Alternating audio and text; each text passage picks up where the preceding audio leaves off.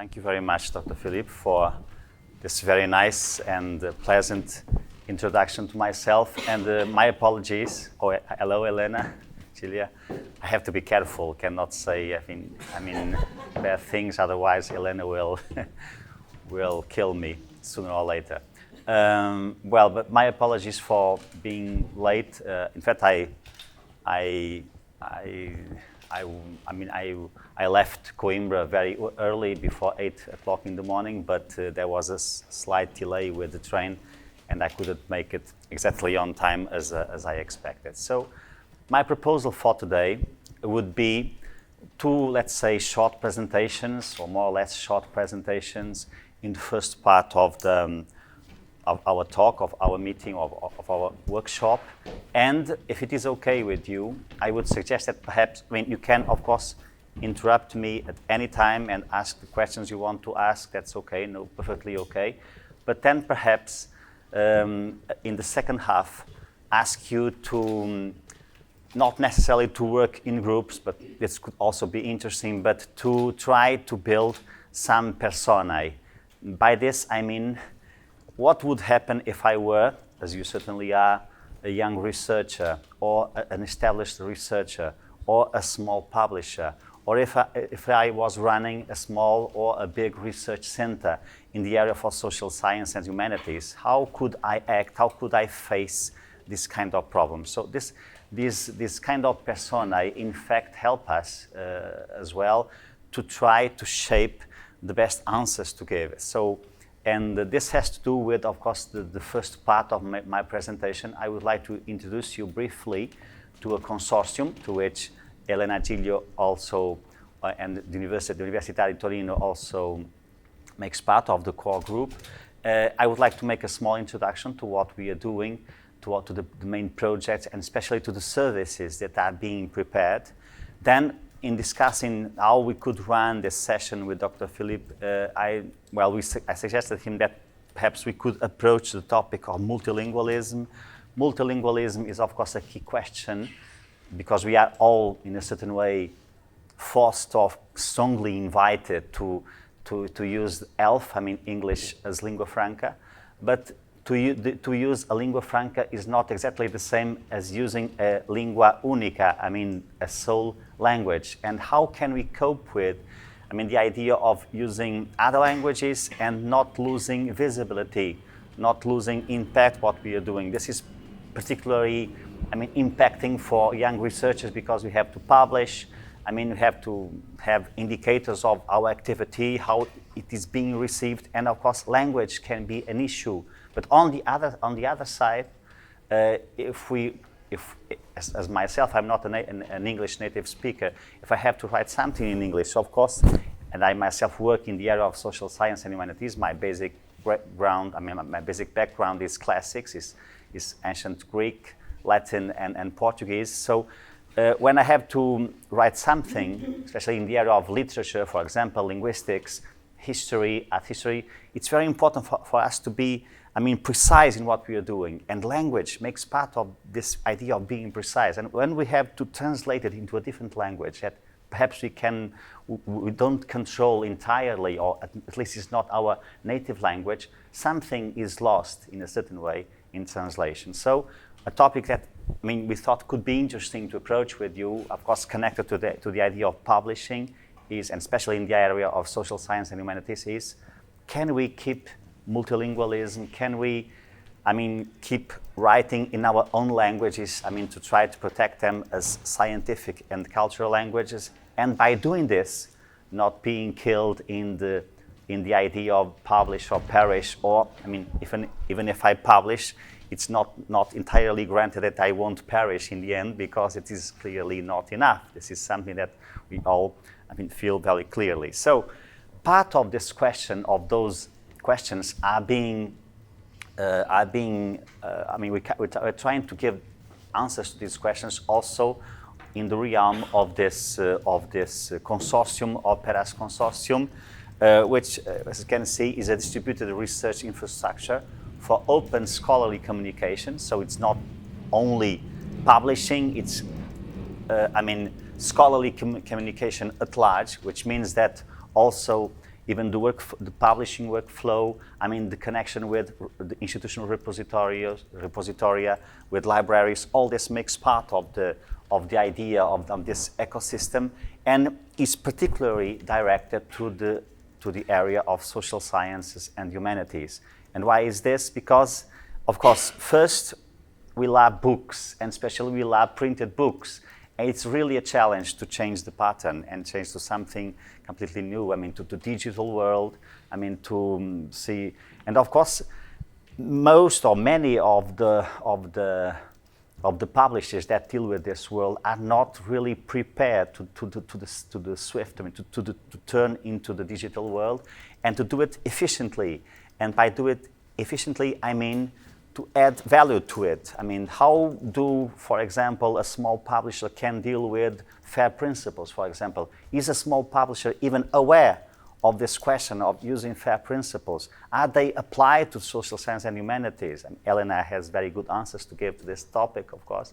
So all these questions, in fact, are being addressed by operas, and we think that possibly, I mean, or probably what we would like to give would be, I mean, overreaching, an articulated answer to all these small or bigger difficulties. So, social science and humanities in the European landscape. So this is devoted mainly to the European question, of course, because open science is something that is, I mean, being very programmatically, I mean, put into practice in Europe, and of course we have to be aligned with all those trends and try to make the best of it. So what do we find in social science and humanities that in fact constitutes a big challenge? Of course, cultural diversity, that is something that is typical of Europe, even Europe at large. And of course, when we discuss, I mean, the European way of life, for example, or European identity, it's always difficult to say we have a clear and clearly cut European identity, because diversity is part of our identity, in fact, and something that makes it much more richer.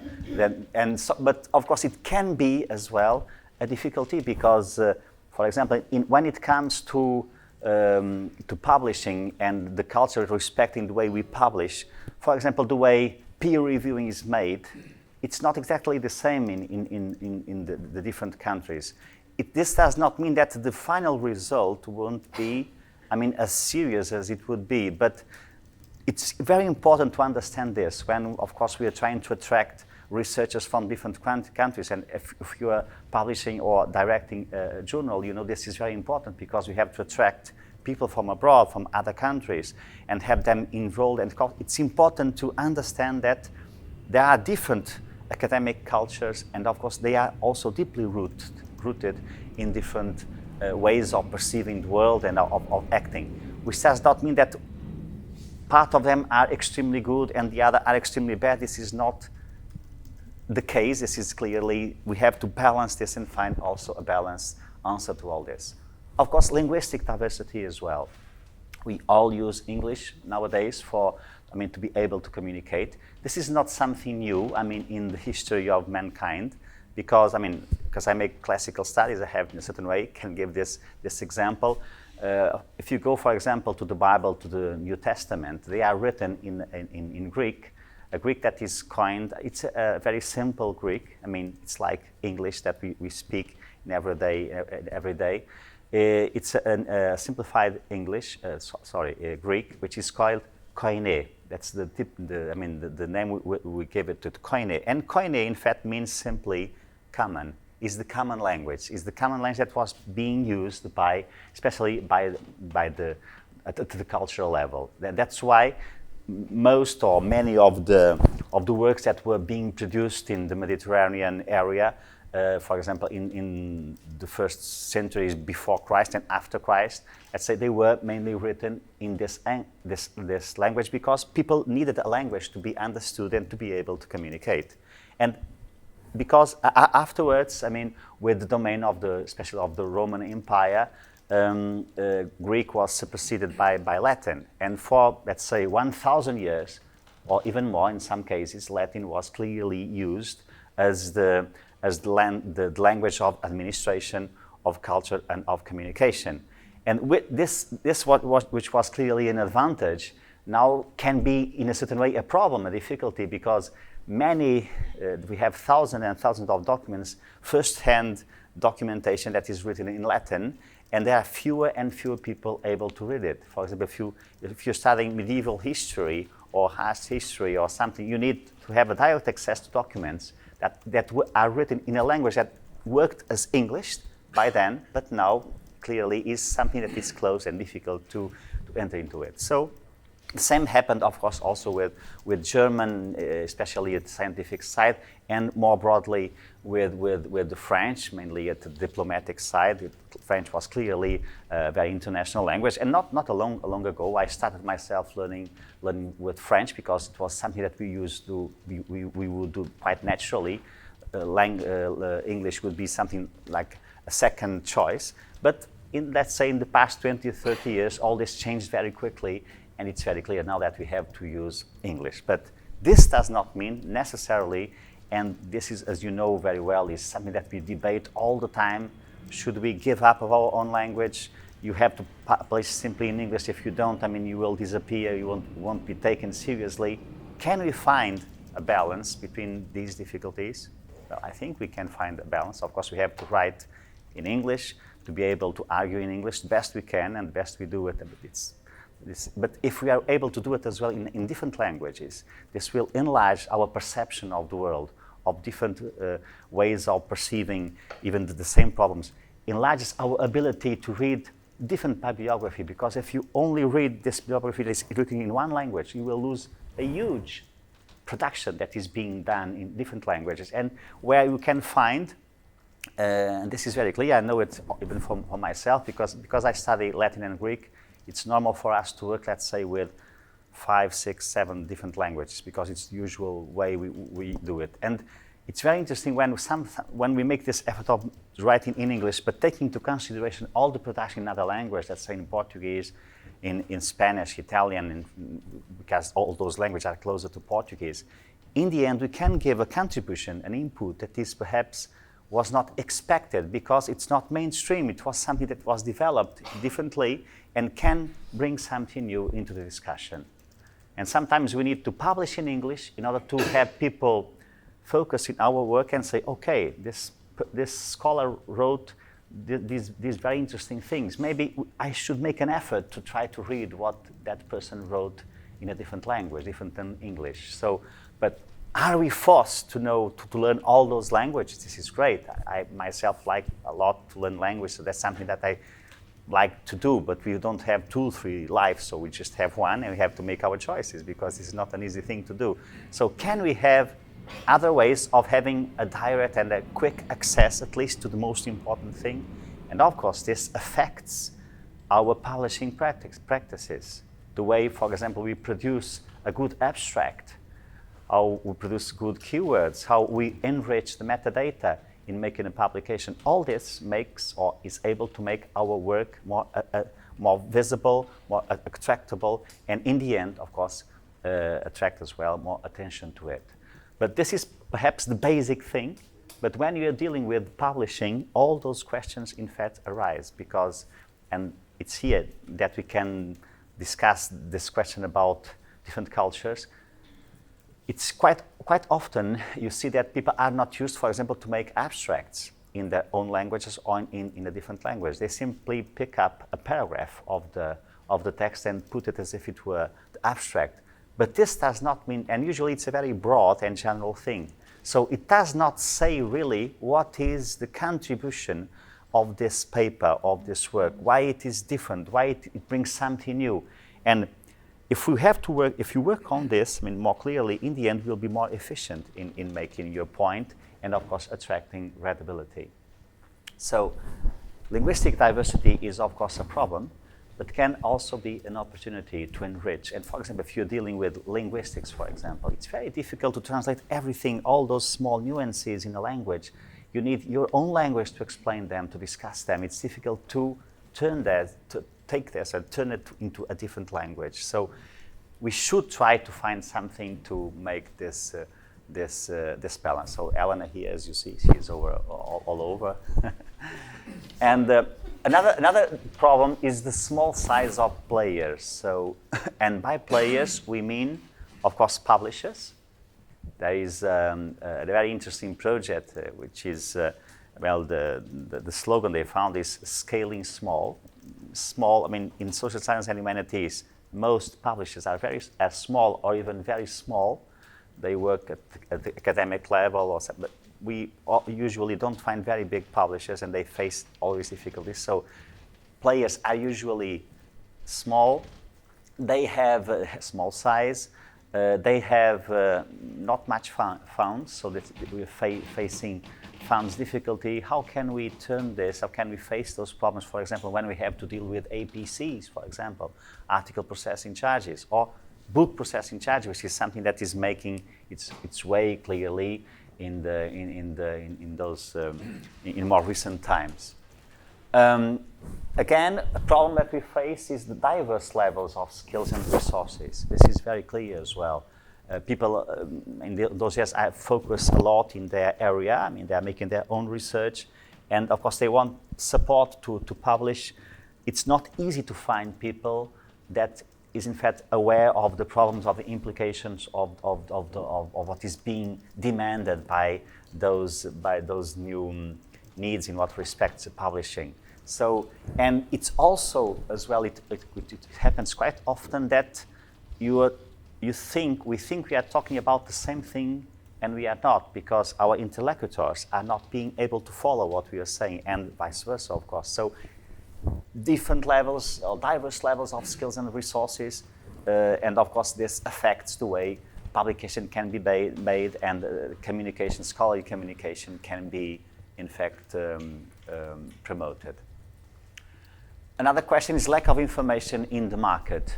Of course, this has to do with different stakeholders with which we deal, because usually agents in the field are very small size. They have difficulty in following what is really happening, and a lot is happening, because even for you, I have this feeling, for those who try to follow, of course, what is happening all the time and involved in big projects and so on, it's difficult to follow everything. So if you think about someone who is trying to publish 4, 5, 10 books a year, a journal, I mean, it will be much more difficult to see what are the options I'm going to take, the best options or not. What is happening? What will be the consequences of what we're doing? Should I put money in this? Maybe this is the wrong. I'm making an effort to make this, adapt to this, and in the end, it's already gone. I mean, it's already it's past history. And a question as well is the coordination between players. For operas, of course, this has to do with the governance we adopted and the way things should be done. Of course, we have a core group, and of course, among this core group, we have stronger players who have a stronger as well role in the process.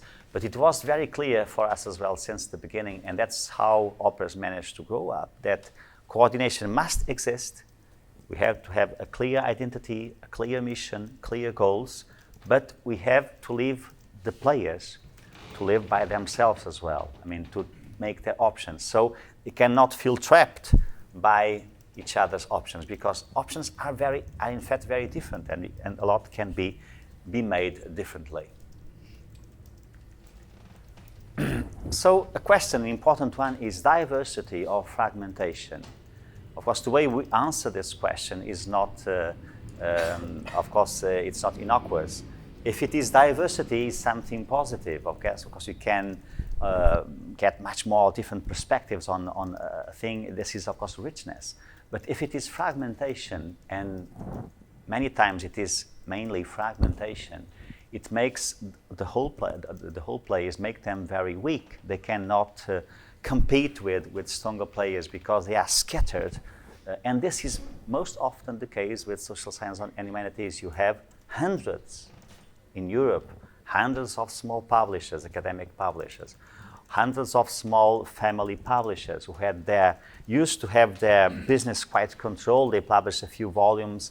They could, of course, have them sold and, of course, have some income. There was a balance in there.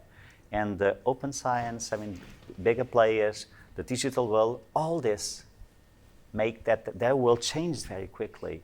And so fragmentation makes those stakeholders much weaker. And of course, it's a challenge to try to put them together, not to prevent them from their liberty, from their freedom of choice. This is a crucial point, but to provide them more ability to work.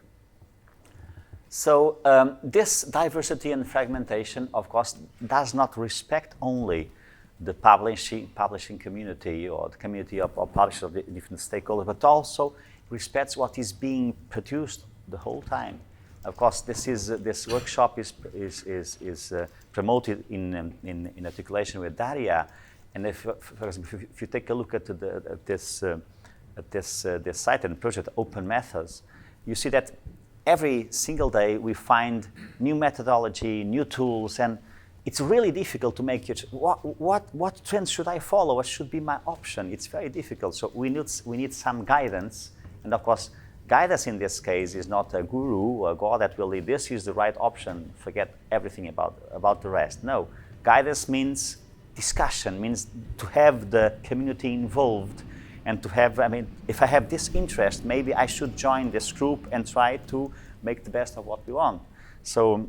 A way of preventing. There's a lot of I mean, many tools are available, excellent tools and so on, but of course we cannot follow all those trends. We don't have time, we don't have funds for it, and of course after a while, even if we invest a lot, it will be simply already, I mean, old-fashioned. So we need the community, and those projects are directed out to the community and to the way we can collaborate. If we have 10 players, I can do this part very well, and another one can do a different part very well. Maybe we should share this, and I mean, take the best of it if we can.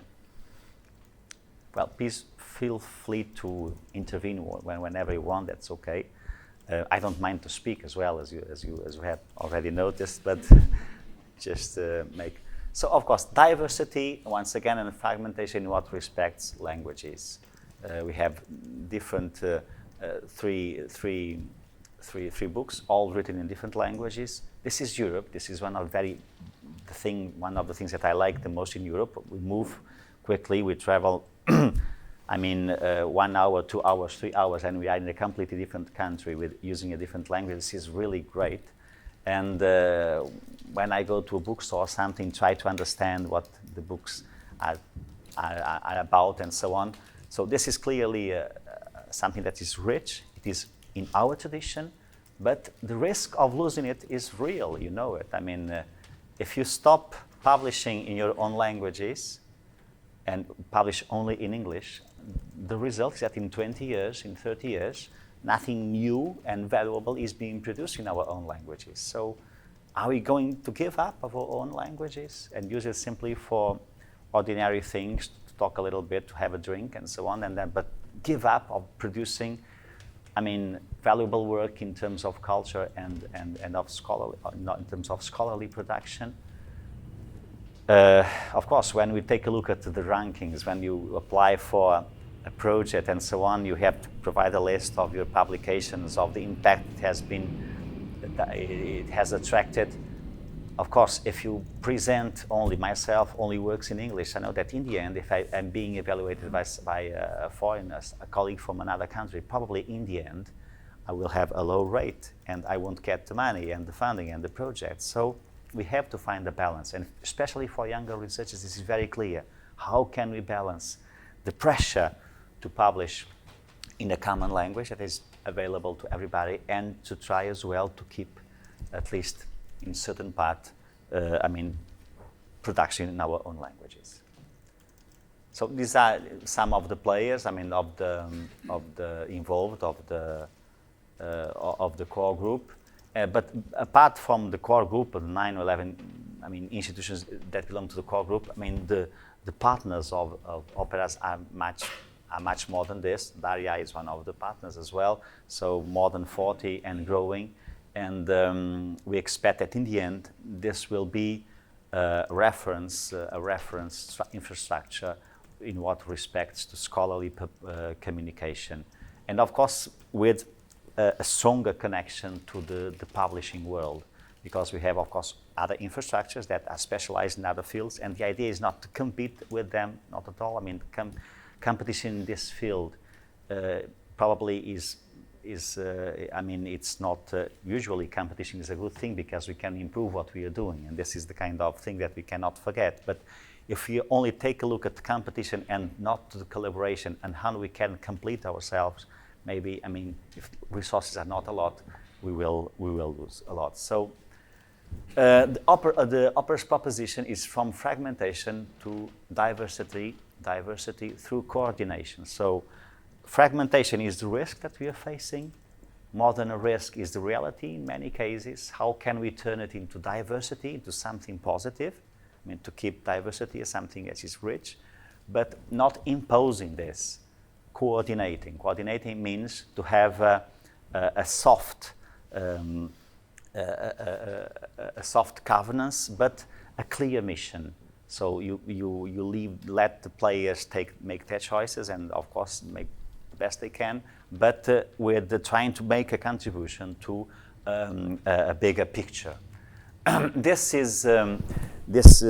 can be, we hope, can be reached by providing a certain number of services, of core services that are being developed by the whole community and shared as well within the community. So this is the way what is being tried to do. I mean, in order to reach this goal of having a distributed research infrastructure. So to engage researchers and publishers in a sustainable open scholarly communication model. If you of course you're used to those terms, and when we use the term sustainability, this is of course the key question in the whole process, because of course if you're talking about sustainability, you have to speak about the business models and how we can face the costs and so on. So there is not a clear answer to this question. And even, I mean, the white papers that were produced 2 years ago respecting these levels, even the business models, what is very clear is that we don't have a business model that can be adopted by everybody. We have different ways of approaching, and of course to trying to reach this sustainability. But sustainability is of course a key question in the whole process, because selling books the way we used to do is not enough. And of course, people are buying less and less books and are not buying at all journals, which means that this constitutes a problem. Especially when I told you, maybe you could, I mean, think about personae. I mean, this is a fictional persona. This persona is, for example, someone who is leading a research center that used to sell printed copies of the journal that was produced. I mean, they're very specialized, I mean, with a narrow spectrum, but very specialized and respect among their peers. And they used to sell, let's say, 200 copies per year, and with the money they received, they could make the process, the publication process, sustainable, to have the journal published, a few volumes more, sometimes have a scholarship and so on. But when you make this journal open access, and you have to, because I mean, funds depend on this, and in the end you won't be able to sell copies. So it's really a problem for many, let's say, hundreds of small research centers and learned-based societies who have to face this problem. Should I keep the traditional model and be protected? Okay, I keep selling those copies, of course, less and less copies. It's clearly, I mean, the end is already predicted. Or how can I move into a different model? And how can I keep attracting younger students, younger researchers to giving some of their work to this project without being afraid of simply losing what they are doing?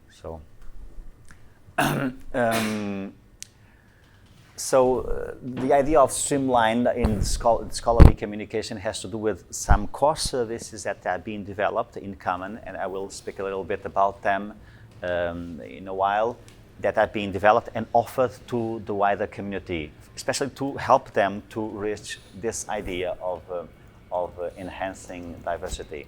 And of course, for this we need innovation.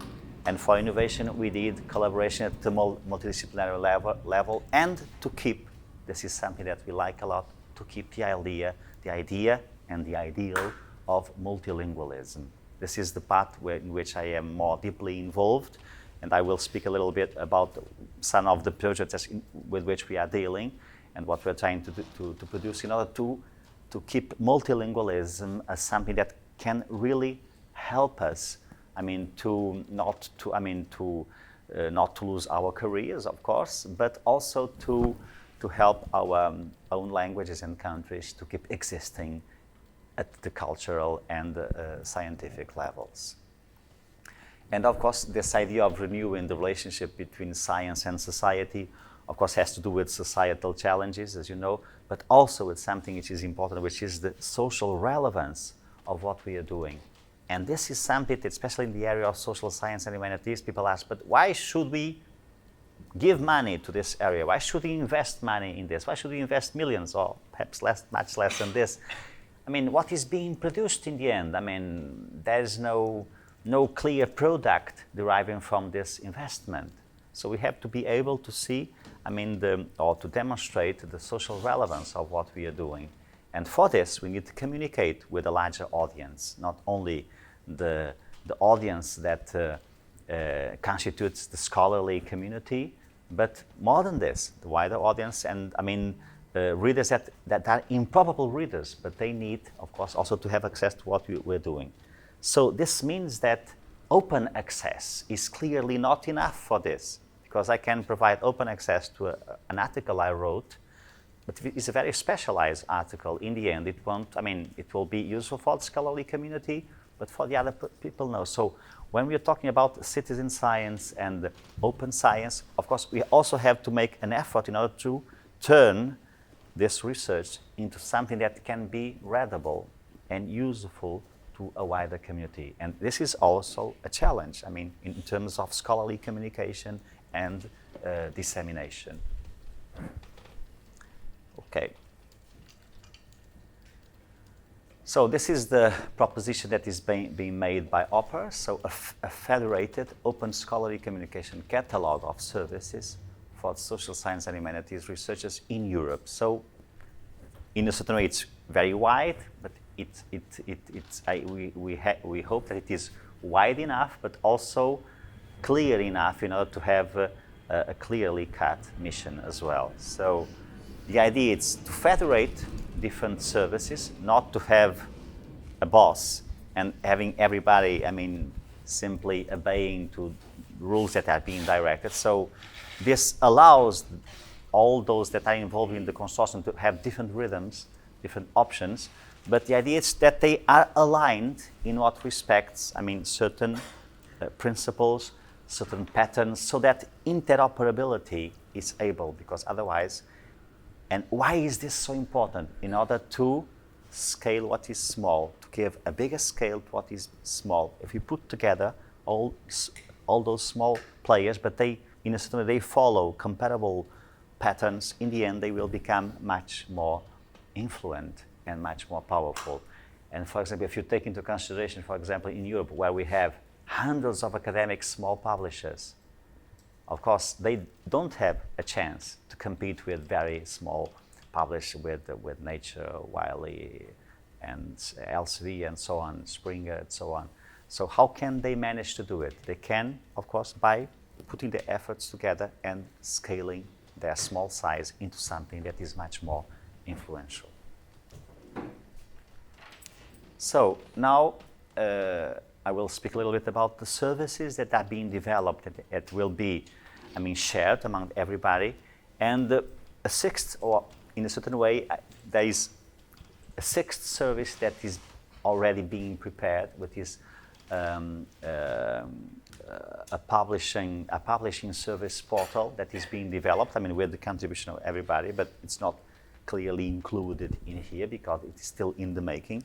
We still don't have the pilot. And another one, which is a translating service or platform, regarding the translation. This is the part of which I am more directly responsible, and also I would like to say a few words about that and this would be great if I could have your input as well in what respects those possibilities. So a common access point. The idea of having a common access point is clearly connected to the second one, to a discovery tool, because how can we prevent fragmentation? How can we not, I cannot say avoid completely fragmentation, but at least limit, the implication of fragmentation? It too is to have a common access point. It's to have a discovery tool where I need something about this specific question or this specific issue. I have a discovery tool that allows me, if I go there, to collect, to put together what is being done by a multitude of different players. Because if I try to find them simply by Googling it, probably it won't be that efficient, and especially, and that's why this is also connected to the third one, certification, maybe what is being given me simply by Googling it are results with a very uneven value. You can have excellent things and others that are simply, garbage shouldn't be there. So we need in a certain way to have this common access point connected, and to improve it as a discovery tool, but also connected to the idea of certification. In a certain way, it's a kind of indexing. Why do we have indexes? Why do we need them? Because we need, in a certain way, someone independent saying that, okay, this work, this publisher, this researcher corresponds to a certain profile. And if it is indexed, or if it is referenced in this index as a scholar, as a reader, as an institution, I can say, okay, even if I didn't read it, I don't know exactly what is the value, I have a first-hand information that, gives me makes me some comfort, gives me some comfort in deciding, in making my decision. So certification is clearly a key question. Another, metrics. This was difficult even for the consortium to accept that we would need metrics, because it's mainly social science and humanities, and of course we always fight against metrics, and you know why we do this, because metrics are usually not favorable to us. But metrics are just numbers. The problem is what we make with them. And of course, you know that we have to use them very cautiously and compare what can in fact be comparable, and all those questions. So although there was already a metric service developed, people were very cautious even they had many doubts, should we provide a service that deals with metrics or not? And in the end, as you saw, or as you can see, the decision was that we should in fact make those metrics available. Some very general metrics, and of course you can try to have, more complex metrics and so on. And why is this important? And for me, now that I'm having administration, at the administration side, I have more responsibilities. I understand much more easily than I used to do in the past why metrics are needed, because policymakers, people who have to make their decisions, they need something, that is objective. Okay, social science and humanities, this is great what you're doing. Well, classics, ancient Greek, this is great. Everybody should read Greek and read Plato and Sophocles and so on. Of course, that's very clear, at least in this audience, or for some of you, but in other audiences it's not clear at all, especially when I need to hire someone, I need a scholarship and so on. This is really not clear. So we have to provide indicators that show if we make these options, you can give this contribution to the institution. Of course, they have to be worked and properly, they have to be, adapted to what we mean. But if we are expecting the others to do this, the result will never be the result that we want to have. So we really have to be involved. Those metrics provided by, let's say, Scopus, by Insights and Scival and so on, they are not good because, we are very rote, we don't appear at all, or it's only 1 or 2%. So we have to we need something different. Okay, but if we need something different, we have also to help people building this alternative, this valid alternative. So metrics, in a certain way, they will be provided. Of course, we won't say what we can do with them. Of course, we can call attention to the risks. You should not use them. And of course, guides of good practices, all this, of course, must be embedded in the concept and the way it is being produced. But the idea is, if we are complaining about the other metrics, how we are not properly dealt with them, so we have to make a common effort in order to try to build or to create a valid alternative. Finally, the fifth one, research for society. As I was saying a little bit, said already, it has to do with the social relevance of what we are doing. This is very clear, even when Aristotle says that we are a political animal. This means zoon politikon. We are political because we are meant to live in a polis, in community, and for this we need to establish connections, to be able to deal with other people and so on, to live in community. But of course we have to show this, and the best way of showing this is not saying all the time we really are important. Plato has to be read all the time and so forth, and if we can in the original language. Perhaps the best way is to help people to reach this conclusion by a different way. So that's why research for society, to get people involved. And of course you know this already, but when we are already speaking about citizen science and this the concept of having society involved in the production of knowledge.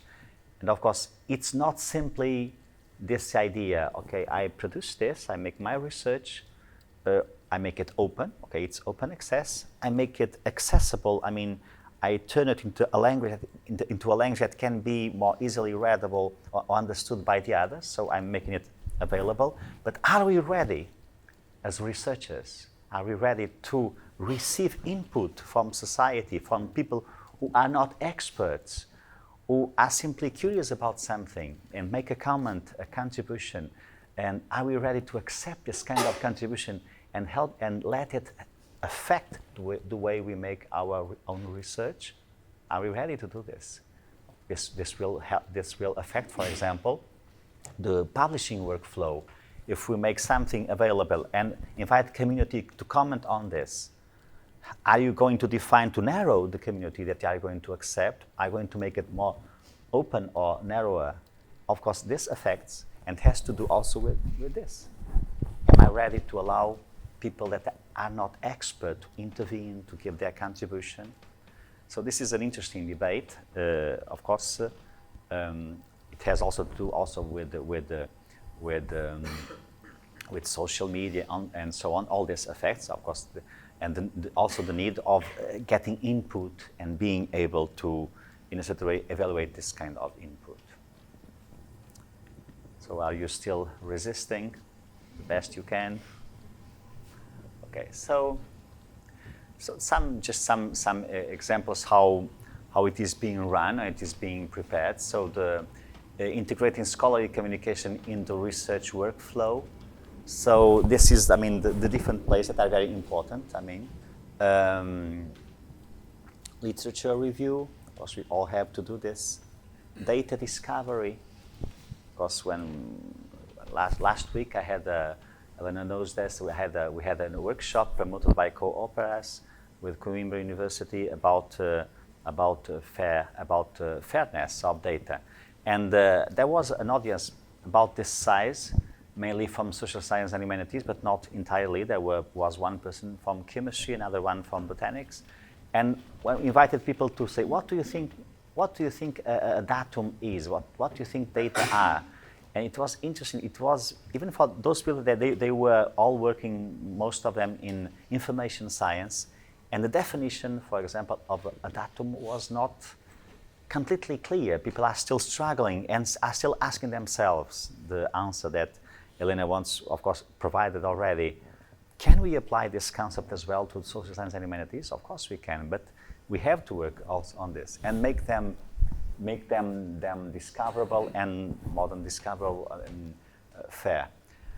Communication to peers and the peer reviewing. This affects a lot, for example, the different cultures and diverse cultures. I myself lived this and keep living this intensely in the past 10 years when we had to shift from in what respects journals. People were used to have their masters reading the papers of the disciples, their former alumni, say, okay, you should improve this, and so on. And then again, and in the end, it was published if it was okay. But people were not used at all, at least, for example, in Portugal, in other countries as well, they were not used at all, for example, to blind review or to double-blind review without knowing the work of the people I am commenting on, or without knowing the person who made those comments. Of course, this is certainly very common to you all. You are all used to it, and to deal with it as well, which is not an easy thing. Of course, when we say we have a comment, a negative, we should improve this. This is not easy. I remember very well sometimes results of people, especially of elderly scholars. They were on the top of the hill, so they could write a paragraph. Everybody should be delighted and say, okay, this is a clear revelation. They were really not used to the idea of being criticized. And it's very important to understand this culture, different cultures, and to find the best way of attracting people to the process and seeing the advantages because the peer reviewing really poses many questions, not only on the part of the work that is being reviewed and how it is received by the author, but also by the person that is making the review, because it happens quite often as well that the person who is making the peer reviewing is perhaps not prepared to do it, not necessarily because does not have the necessary knowledge to evaluate, but how should try to get the best of that work and, of course, to help the other person to improve it. And we can find risks in both sides. Then the editing. Editing is the enrichment, for example, of data and of metadata and how we publish. All this affects a lot the future, let's say, success of a publication. For example, if you are publishing a journal, an article in a journal, or a book or a chapter in a book in a book series, there are options that if you make them, you will be much more succeeded or not. And we are speaking about things that will be open access in the end. But for example, if you make a good abstract, I told you already, for example, in the original language and in English, good keywords. If you, for example, something as simple as that, if you put the title in the original language, but as well in English, all this will improve the readability of the work. If the abstract is not well written in linguistic terms, if it sounds an odd language, and if it really does not provide the essence of the argument, you will lose immediately, or we will lose immediately, possible readers in this, because this is the first thing that is being evaluated. And for example, if you submit a journal or a book, for example, to Web of Science or Scopus to be indexed, of course, the person who is evaluating it won't read the article or the book, because let's say you have 20 people evaluating thousands of works every single year. So they won't read it. What they will pay attention to what? To the way a book, a paper, a journal is edited. So the copy editing, all this process is highly demanding, should be professional. If it is well done, it will affect the result in the end. And of course, dissemination, marketing as well, because this affects your business model. If you are well succeeded or not, this may affect your business model. And of course, all this is part of, a continuous workflow. We cannot separate them. Also, the quality insurance. When we have something indexed, it's not only a book or chapter or an article or a journal is also the way a certain publisher works. And this becomes visible if it's not well taken. I mean, if people don't take care, they don't do the work carefully, in the end it will affect the reputation of a certain publisher. And if a publisher does not have a good reputation, this will affect the whole set of people involved in the process. Okay. Oh, thank you very much. This is being proactive, okay? You detected a problem and you found the solution. That's what we want, clearly. So, social science and humanities is a small community, but not that small. I mean, it's about, in terms of researchers, 500,000 in Europe. It's a lot of people. So if we manage to work together, I mean, something can be produced, can in fact be done. So some information respecting perhaps the most important projects. So I spoke about the discovery platform, having a discovery tool that help people to have a single access point, and by going there we have the main information respecting a topic, a publisher, a person, and so on. So this is being developed by, there was it's a H2020 project called Triple, and the goal of it is to develop these tools. It was funded in last April or June, I think.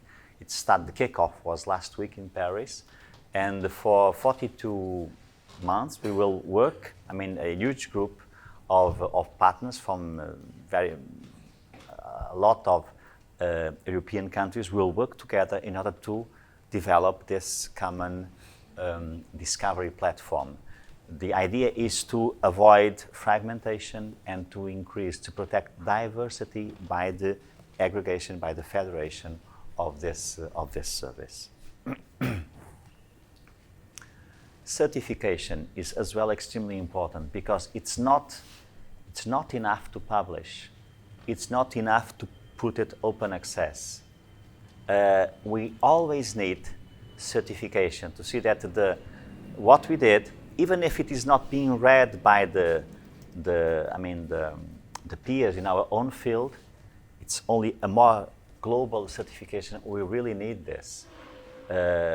It's the same basic rules with what respects the indexing of works and so on.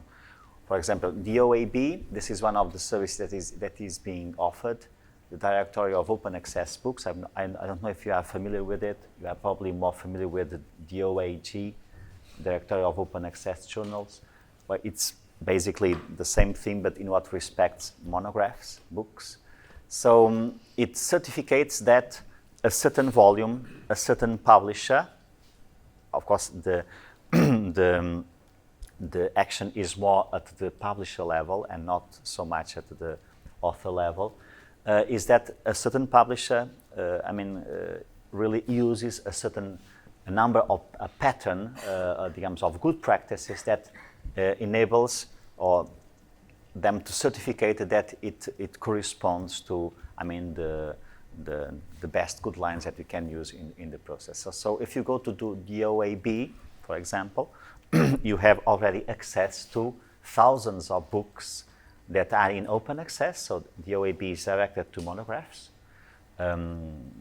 single author or monographs or edited volumes, and you can by making a search there you can find on topics, on publishers, on authors, and so on. And by using this central certification service, you know that the way the volume was produced or published, is in accord with what we can call good practices.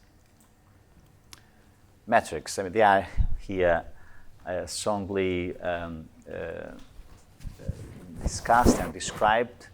Of course, there are many sources of information in what respects metrics. You are all familiar with the concept of alt metrics, of alternative metrics. So not only those more traditional metrics, those provided by Elsevier, by Scopus and Web of Science, which are extremely strong, as you know, because they affect the ranking of universities, of institutions, and of course they affect the projects, the evaluation of researchers, they affect our career every single day.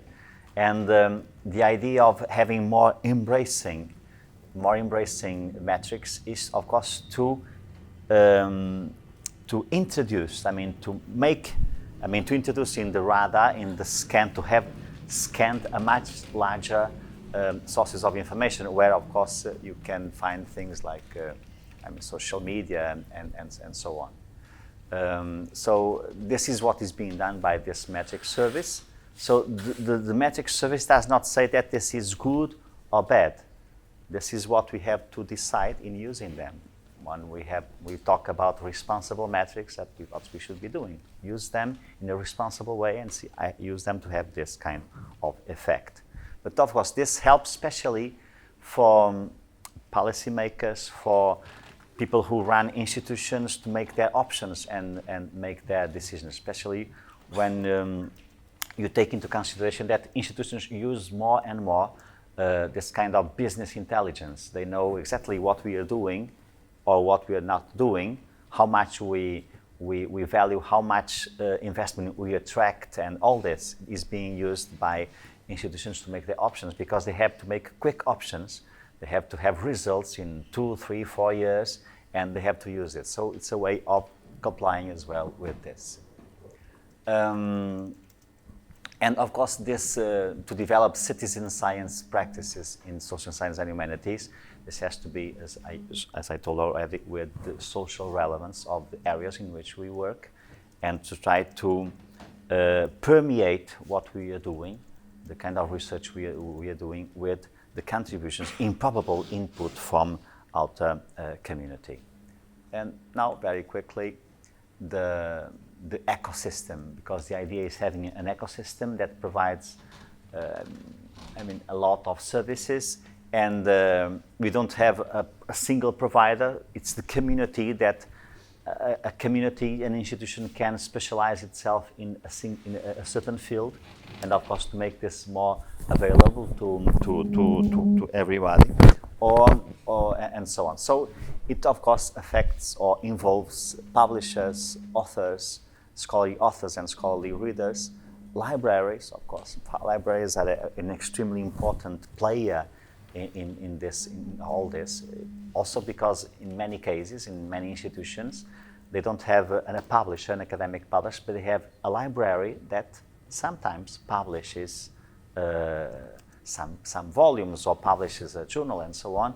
Or, even more important than this, it are the librarians who decide, for example, where funds should be applied, to provide information respecting this. And of course, funders also need this and are important players, because when we speak about sustainability, of course, we have our own ideals, but in the end, we have to pay the salary of someone, and of course, we cannot avoid trying to find answers for those questions.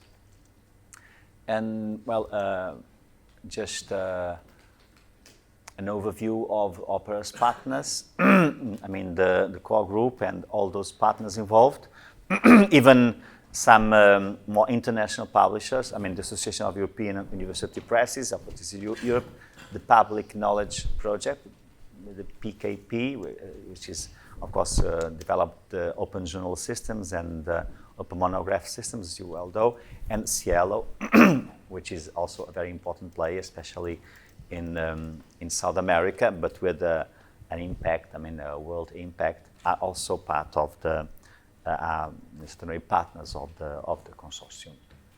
And of course, that's what you're doing.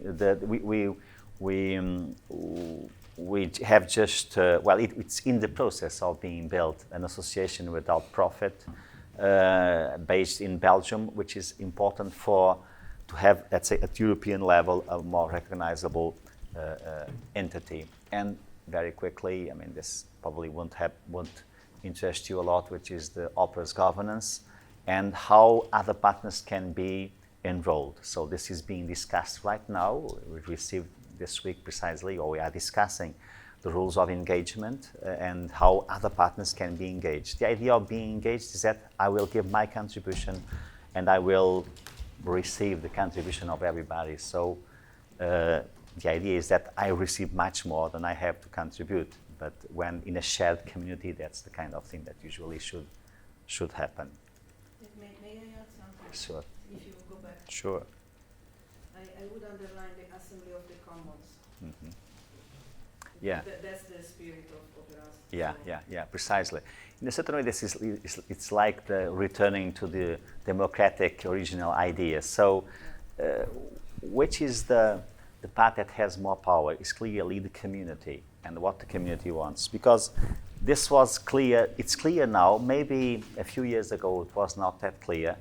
If you have a player who wants to rule over the others, this won't work. Because, of course, people won't say, but they will simply follow their path and forget about it. So clearly, the assembly of the commons, so the ability to intervene, to make the change, this is clearly the essence of this federated and articulated infrastructure. So, so the rules of engagement are being, I will think that they will be ready within a couple of weeks or something. They will be publicized.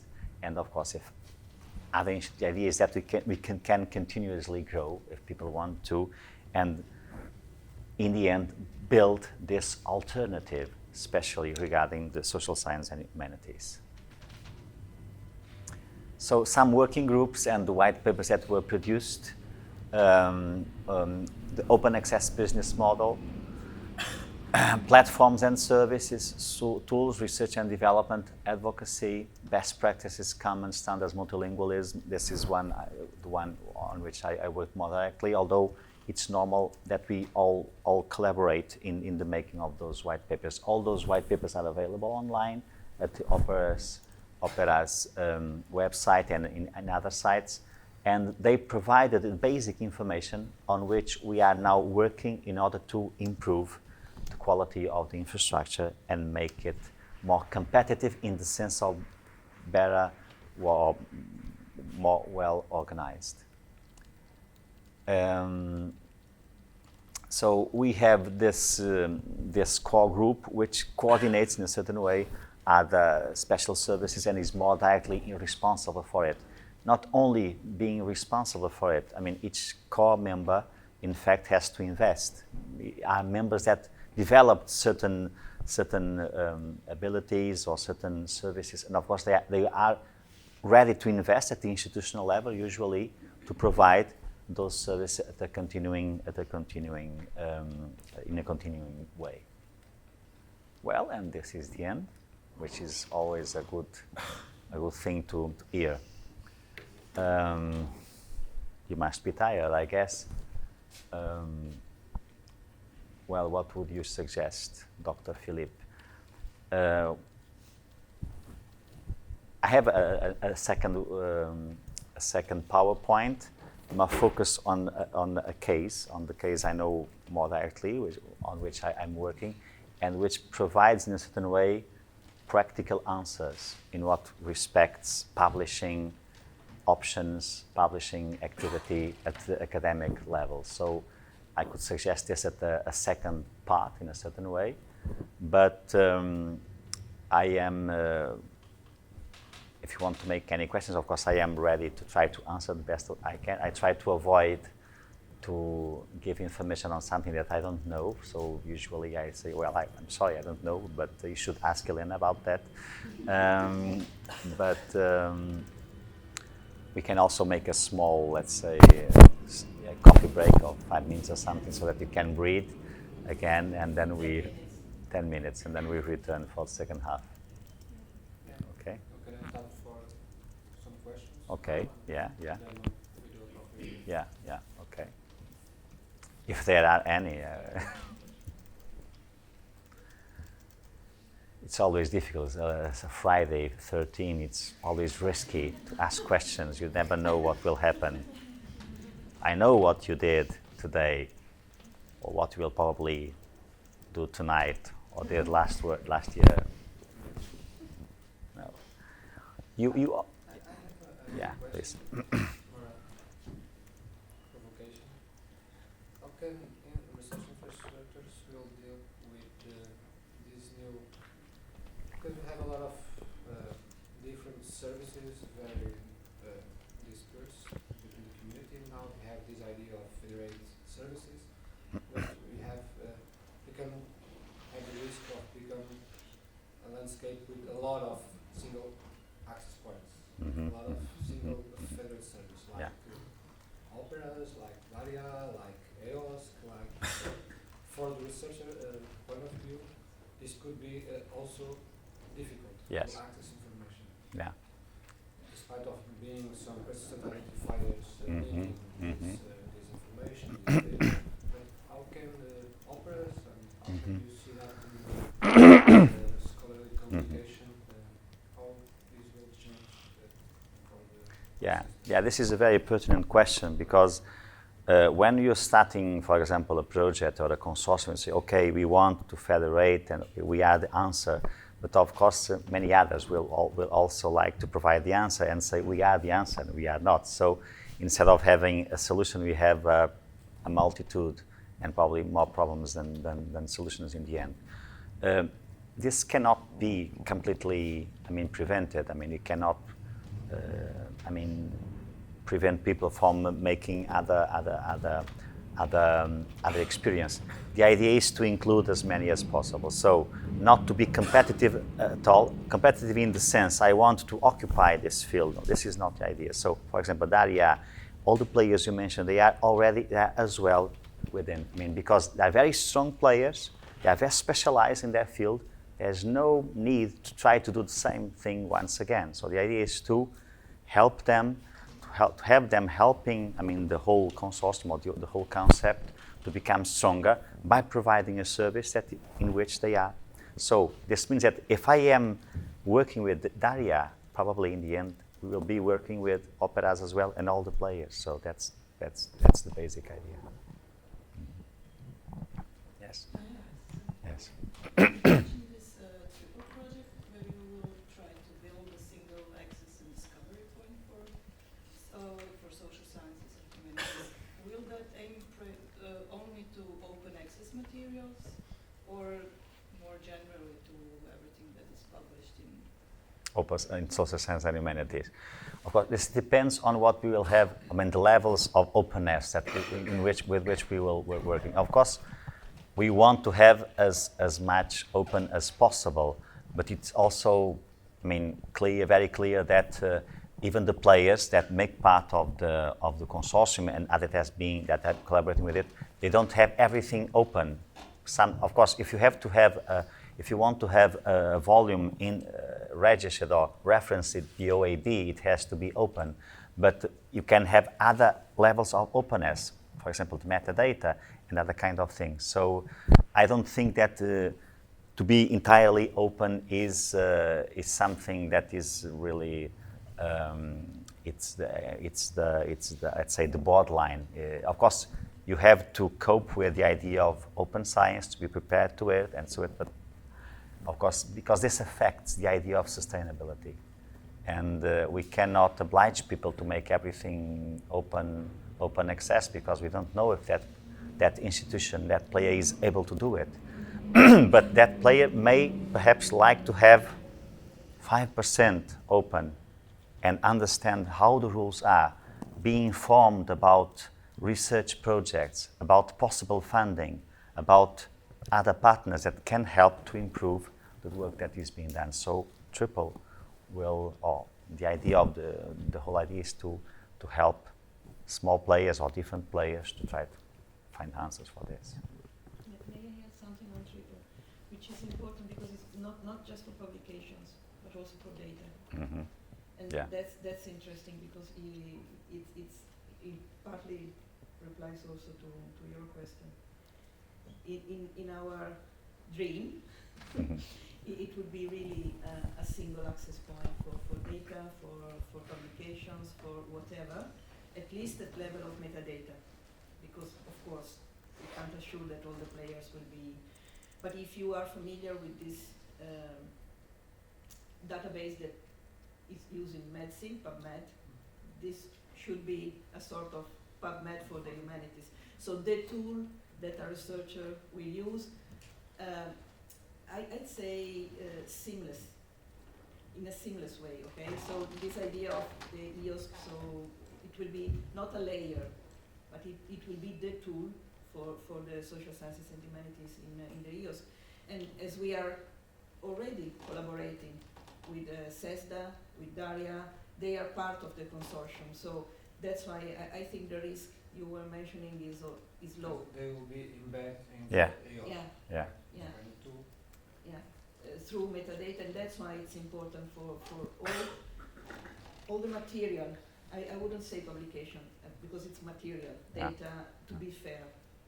Because if you have the right metadata, if you have rich metadata, Delfim was mentioning the keywords. They are so easy to do, or an abstract. It's so easy to do, but it allows you to be more visible, to be searchable, to be findable, and so on and so forth. So again, we go back to this idea of fairness of the data, which, as we saw in these two workshops we organized, it's still difficult in the humanities because of the lack of standards, the lack of ontologies, as we saw in the first day. But the important thing is that it's both for publication and data. Mm-hmm. And is already working because it's based on this Isidore, which at the moment is just for the French environment, but Triple will scale up with national languages to an European level. But it's already working, so it's not just, it's based on a working system, just scaled up at international level. And may I also ask if there is some cooperation, for instance, with ERIC, which was made years ago, and they have nothing to do with open science, but they do have something to do with an effort of certification and something like that, and raising visibility of humanities journals. So do you work with them? Yeah, the idea is to embrace as much as possible. That's very clear. So, in fact, in the application to the S3 that is being prepared, I mean, now it's under preparation. There are a number of very interesting documents that say what we are and what we are not. And the idea is that we are players that want to play with the other players, and all the important players must simply, in a certain way, should be embedded. At which level? The level in which that player wants to be. And of course, it has to be a win-win situation always. So we really want to avoid, in theoretical terms and in practice as well, the idea of trying to compete with others, because they are already in the field. They made a huge work and continue to be. So the idea is how can we use this? And so the idea is the first part of the application, in fact, tries to answer all those questions. The mission is this, and we try to work with all those very relevant players, and because the question you asked will be asked by the evaluators in the first place. So why should we accept another infrastructure, just another one? How will you deal with that? Because this affects sustainability as well. You cannot invest money simply to invest money. We should not make think twice and so on. But that are very pertinent questions, clearly, and are also the mirror of the difficulties that we have to face. It's a multitude of players, how to have them involved, but it is possible. So it's clearly a dream, as Elena said, but it's a feasible dream, and it's a dream that is already being put into practice, and so I think it will work really. So you can buy it, although you don't have to pay for it, so you don't have to buy it, only the idea. So let's do a Coffee break, yeah. 10 minutes. Yes, okay. So it seems that we are back again. Sorry for that, but you still have 45 minutes more with me, and then you're free to leave, even if it is Friday 13. So in this second part, I would suggest something very different, in the sense that not that much at the theoretical level, as we have seen with the first part, what we're trying to do with operas, but in a certain way, it's an example of a persona. And the persona here is an academic publisher, small academic publisher in Portugal, which I know well because I've been running this press for almost 10 years. So, and we made all this turn into the digital meanwhile, so the difficulties we had to face and the challenge, all this. But after having, we could say in a certain way, innovated a lot in the 7 years ago or something, or 6 years ago, we clearly are now in a position where we have to invest a lot once again in order to make all the necessary updates to prepare for the new challenges and so on. And this is one of the difficulties that we have to face, especially when we are not a big publisher. And as I told you, most of the publishers in Europe and publishers that deal with social science and humanities are in fact small publishers, maybe small family-based publishers. Even if they are commercial publishers, they are very small, or they are, in most cases, academic presses, or they are connected to libraries or this kind of service, but they have an institutional nature. So this means that they don't have they lack human resources. Sometimes they have one person, 2, 3. They publish less than 10 books, 10 volumes, 10 books per year. So usually are very, very small. The case of Coimbra University Press is I think I can say this without offending anybody. I think it's not only the oldest, but also the biggest for the moment. We publish around 100 new titles every year and 30 journals. So it's an average for this kind of academic presses. And we made this turn into the digital and into open, and the reason was very clear, was distribution, because we used to make all those printed volumes, and we keep making them. This is something I would like to talk about. I mean, it's very difficult not to print volumes in social science and humanities. I mean, people really like the printed volume, although perhaps they read much more the digital version than the printed one, but they keep liking it. And on the strategic side, I would say that keep printing volumes is a good strategy, because if you're talking about sustainability models, where are you going to get money in these areas? You can get money from funds, for projects to which you apply if you are well succeeded, but typically this kind of funding is to develop something, not to keep, to sustain the structure. Or of course you have funds from the institution in which you are integrated. This is of course the most stable way of having funds. And if you need, in order to have extra funds, you need to sell something. And to sell the digital is not an easy thing. This is very clear. But you can sell much easier, in a much more easier way, the printed volume.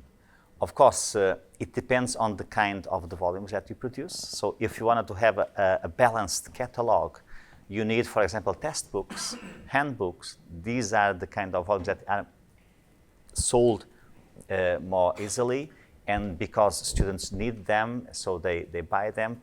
But if you decide to make this kind of information as well open or accessible in an open way, of course there is a risk of losing this kind of revenue. It's a real risk, of course. I keep saying that the risk, the players that are being affected are not, the people who want to keep buying those books, but more people who make the photocopies, because people who won't buy the books are also those who would not buy them anyway. They would prefer to make a copy, a photocopy or something like this. So maybe this is really so. I mean, even this may be really strange, and I think that it really may seem quite strange, now that we make our volumes completely open, especially in certain areas, we are able to sell more printed copies than we used before, which is a strange thing. People don't have to buy the volume. They have free access to the information, but they prefer to buy the volume. And why does this happen? I think that if they have access to the PDF, they take a look, see if it interests them or not. If there's interest only a chapter, they won't buy, of course, the volume. But if it really interests them, they prefer to have the printed volume and, of course, buy it. This affects the way we should run our catalog. Shall we make many printed copies or only a few? If we make many printed copies, volumes will be cheaper, which is nice. We can afford to sell them at a cheaper price. But the risk is that we can make a bad investment, which happens quite often. We make many printed copies, but in the end we printed 1,000 and we are only able to sell 100. So what we are going to do with the other 900? So it's a prudent approach, I would say, to print less copies and of course to use the print on demand or small, let's say 20. We print at least, even when we don't want those volumes to be sold, we print at least 50 to 70 copies of each volume. Then we give 25 to the author, because it's very important for an author to receive a printed volume. And then we sell 11 to legal deposit, so that we can grant that if that the volume will exist in its printed form, at least in 11 different libraries in the country and some abroad as well. And the other we use, even when we don't want to sell them, we use them, for example, for peer reviewing or for having reviews. We send them to journals or to libraries where we have experts and people, because they receive the volume, they make a review of it, and it's a way of enhancing visibility. And also for people that are involved in the peer reviewing, especially in the peer reviewing of a book, for example, a monograph. Usually we give that person 5 volumes of our catalog, so they can pick up what volumes they want. So we don't pay them for this work. I mean, directly we don't pay them, but we offer them 5 volumes, which is, of course, also a certain amount of money. I mean, the costs that are involved in it. But until now, it has been a good choice, we think, because it's a way of having readers, new readers for the volume, people interested in them, and to have a quicker response also for the peer reviewing process, which is clearly one of the most difficult things with which we have to deal. So, but until now, I have only been speaking about the more traditional way of publishing, having printed volumes. So, although our catalog is entirely online as well, and almost 100%, I would say, 97% is in open access, we keep printing volumes and people keep being interested in buying them. Another thing is that although sometimes we make those small prints, but people want the volumes, for example, from different countries, they want the volumes. So we decided to have them ready for print on demand, exactly, for 1 copy. And so this means that if someone wants a volume in China, in the United States, in Canada, in Brazil, they can have the volume in 2 or 3 days. And we don't have to intervene in the process, which is really good for us, because it's very difficult for a small publisher to be able to have the volume, to send it with all the expenses, doesn't know if in the end it will arrive, if the client will be satisfied or not, if we'll have problems with them. So we make it, well, in this case, available for print on demand. And every single month we receive, the accounts, I would say, we sold those copies and we receive a small amount of money. So we make some money with this, not a lot of money, but we make some money, which is nice and helps us to prepare the next volume. Finally, although this is, the volumes, as I told you, are open access in our platform, and through the central platform that exists here in Portugal, which is the Beyond, which provides the access to the information.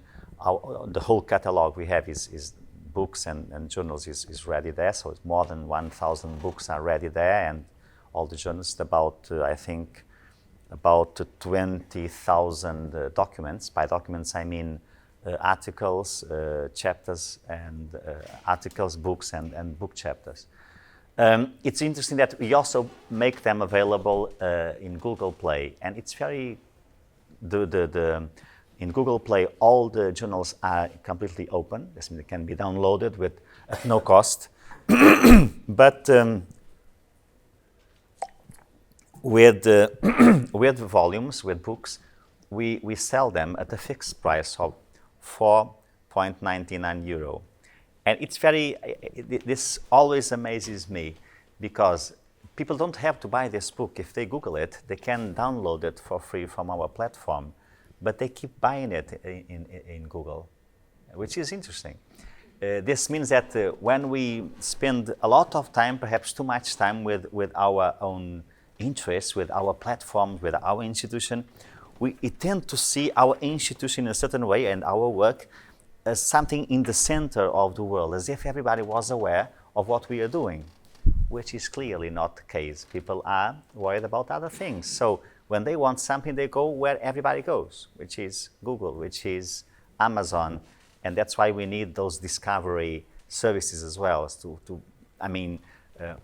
So it's interesting because people keep buying digital volumes there. So we have about the same amount. We get about the same amount from Amazon for printed volumes, print on demand, and from Google from digital volumes. It's about the same amount.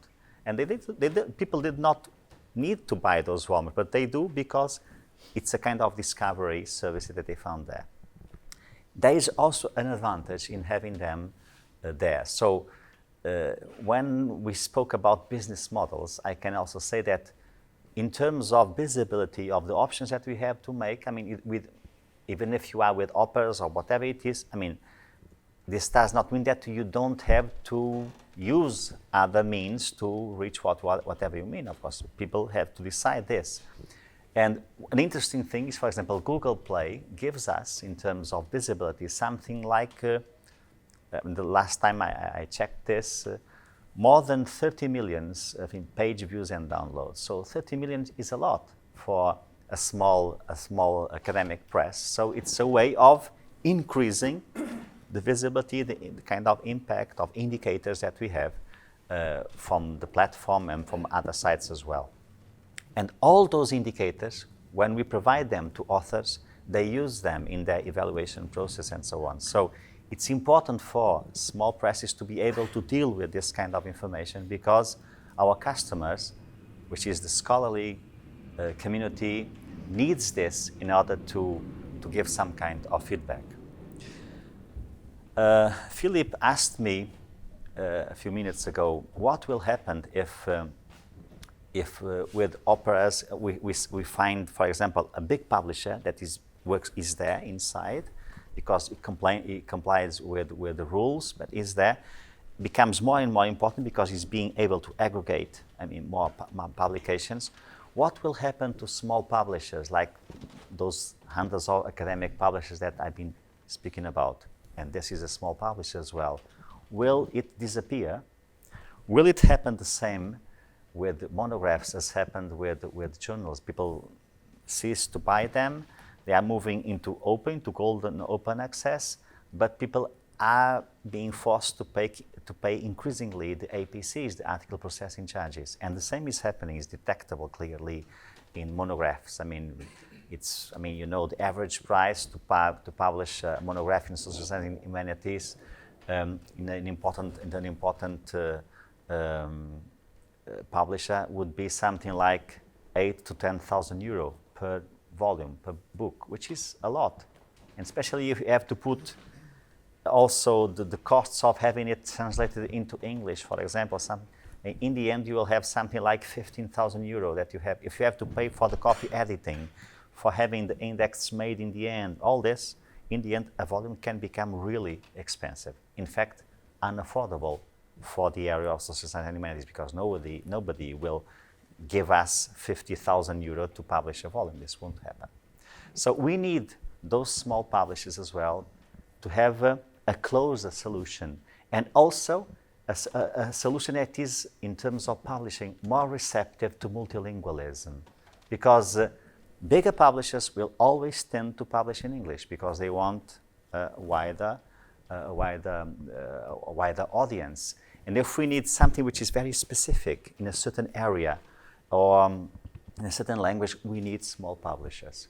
They will have a smaller audience, but that can be very specialized, very specific, and will play a very important role in all this ecosystem. So I will quickly, let's say in 10 or 15 minutes, speak a little about the UC Digitalis ecosystem. UC is from Coimbra University, Universidade de Coimbra.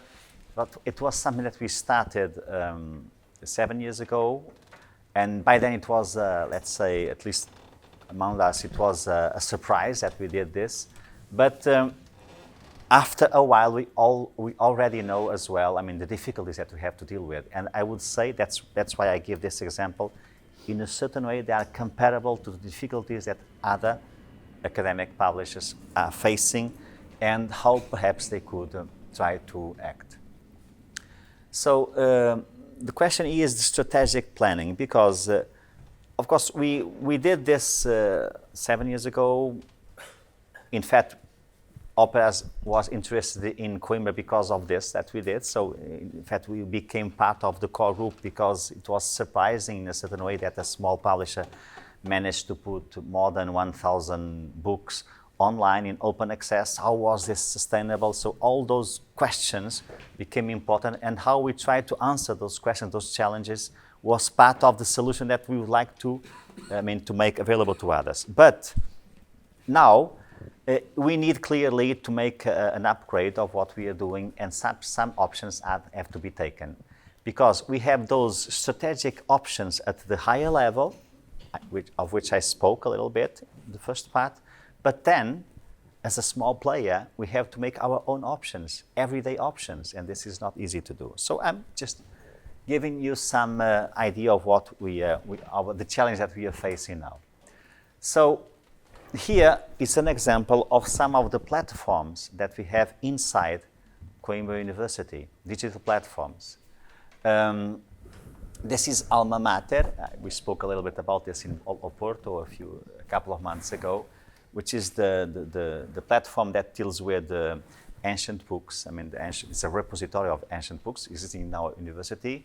This is Pombalina, which is the books repository of Coimbra University Press, and Impactum, which is the repository of the articles in journals. But then we have other platforms. And one of the problems that we are facing is that they are not fair, in the sense they are at least not interoperable. Even if they are findable, if they are not entirely, because not all of them have, for example, a DOI.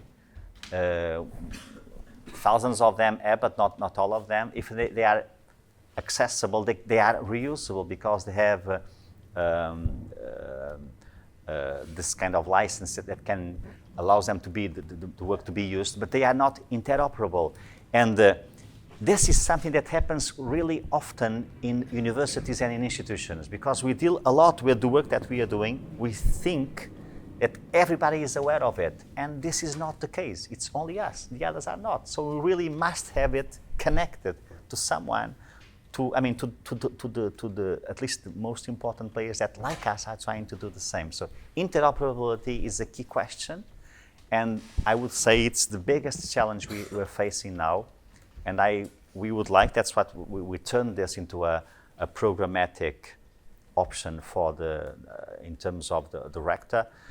For the next 3 years, we would like to make all the platforms interoperable and reachable with the same discovery point. And of course, what we'd like to do is to connect this with Operas and all the other partners and I think that's what we should be doing at the local side, to make things interoperable, to follow patterns, guidelines that are being seen or perceived as the good ones, and then move to the upper levels of communication and of interaction. This is what we have now. More particularly the UC Digitalis, which has only 3 platforms: the All Documents Repository, which is Alma Mater, the Book Repository, depends on the press, and the Journal Repository. And then we have already we use for the workflow in what respects the journals, the open journal systems. We discussed a few years ago if we should adopt the open journal systems or open edition systems. But by then, although in Portugal some of the publishers adopted open edition because they had I think it's NOVA also had a big connection with them. By then we were working more with PKP, and in the end we decided to use this. But a problem that we still have now is that OJS is not dialoguing directly articulated with the space where the documents finally are based, because it is more stable. So what we are trying to develop now is to make automatically, in order to upload the information only once and make it immediately available to the other platforms. So that's what the work we are doing now, and the first results we are having, and of which I would like as well to speak. So what we would like to have in the future, in the near future, I think that perhaps it will take us at least 1 year to have this done, to have all this interconnected. So for the book repository, it will be, the storage of information will keep being, we will keep use the DSpace, updated version of DSpace, but we would like to use OMP, Open Monograph Press, for the workflow and perhaps even for the display of the catalog. But the idea is that as soon as the workflow is complete and the final version of the documents is uploaded, immediately it will be exported to the DSpace and as well to the institutional repository. Because this is also one problem that we have, because institutions are using increasingly the institutional repository as the source of information for everything that the researchers are producing, because we need to be evaluated. In Portugal, it's every 3 years. And so what kind of sources of information that will we have, and how will we validate them? And increasingly, institutions are saying, okay, we will only take into consideration what is available at the institutional repository. Also because they understood already that it's important for institutions to have a good repository, and that they are, available, because they provide, good indicators as well. So a difficulty that we have now is that people have to, we make information available, for example, in the press, but it has to be uploaded once again for the repositorium, and people are fed up of all this. They prefer to upload their works, let's say, in Academia Edu or in ResearchGate, because those repositories are also proactive. We receive notifications saying, is this work yours? If it is, just say yes and make it available. And our repository usually don't do this, so they are not ready to do this. So the idea is to, by using the ORCID and the OI, but for this the ORCID is the most important, when we enrich the metadata respecting the author and of course the document that is being prepared, in the end of the process, of the publishing process, for example, for a journal, the work is ready to be disseminated at open journal system, but at the same time, it is exported to the DSpace, where it is stored on a more stable way. And at the same time, it will be exported to the institutional repository if the authors belong to our institution. If they belong to other institutions, of course, it's to those institutions to try to make this thing. So we developed, it was tested yesterday, so the final tests were yesterday, so it's something really fresh. and it's already working. So we managed to connect open journal systems and this space, and now it is already, by using the ORCID or ORCID to the disambiguation, we are available to send the information and make it available. So what we would like to do in what respects those basic 3 platforms is that they are completely interoperable among them, searchable. I mean, they are already searchable, but they are not completely interoperable. They are connected. The first expansion will be to the institutional repository, and then we will move to the other stages and trying to connect, steadily, but consistently as well, the other platforms. Before doing this, for example, we discussed, and I can say for months, we discussed where, for example, in attributing the DOI, usually, the identifier of this object should direct us to a platform. So where should the DOI direct us? To the OJS, the Open Journal System, or to the DSpace. It's much easier, for example, and now I think we made this decision for the journals. It will direct to the Open Journal Systems, because it's where the journal is, all the workflow is there. So people can, if they take a look at the journal, they can decide to submit a paper and so on. So it's easier for us to do this. So we will export information to this space, but the DOI will direct to this. And it was not clear for us because in terms of storage, this space is safer than OJS. And so we were reluctant in putting everything in OJS. So we had to have, in a certain way, this kind of extra protection there. But with books, probably we will not do this, because the Open Monograph Press, OMP, is not as developed as OJS is. And of course, this is, this.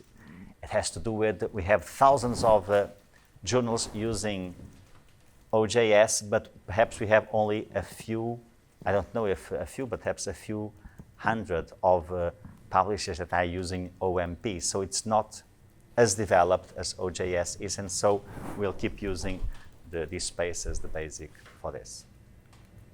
Of course, in the process, we want to make all this as fair as possible. So the idea is to implement fairness, or to try to make them as fair as possible, all to apply those principles. Of course, we are not completely ready to do it, because as Elena was discussing, even the awareness of what is fair and how we can is not complete. We all know, we all discuss this, but when you put together 21 people making their PhDs in information science, so they are quite aware of those problems, and you ask them for definitions for the consequences of this, and they are not.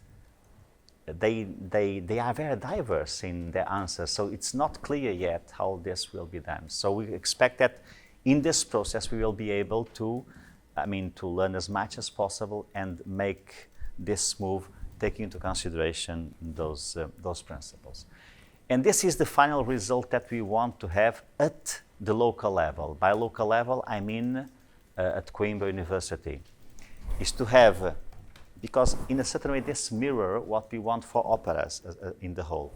We want is a single, a common discovery point. This will be the UC Digitalis, discovery service. And all the platforms that we have, they are a lot. They are all identified they have different profiles. We have to have them connected, interoperable, all of them. Probably only this will be possible only at the metadata level, I think. So we have been discussing this. Should we adopt the same platforms, for example, to increase this kind of interoperability?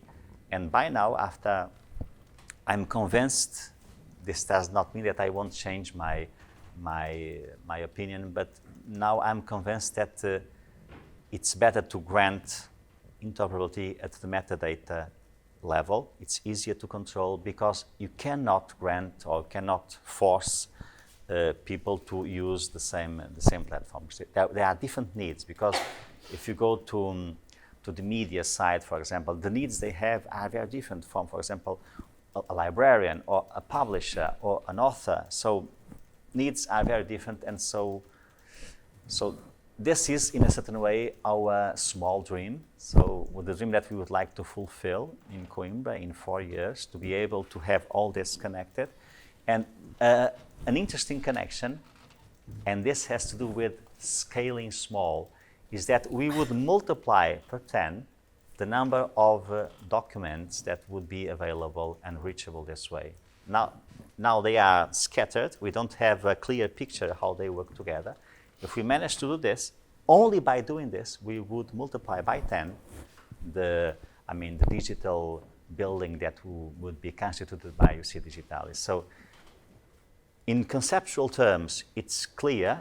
We know what we want, how we can reach it, but it's also clear that it won't be a very easy task.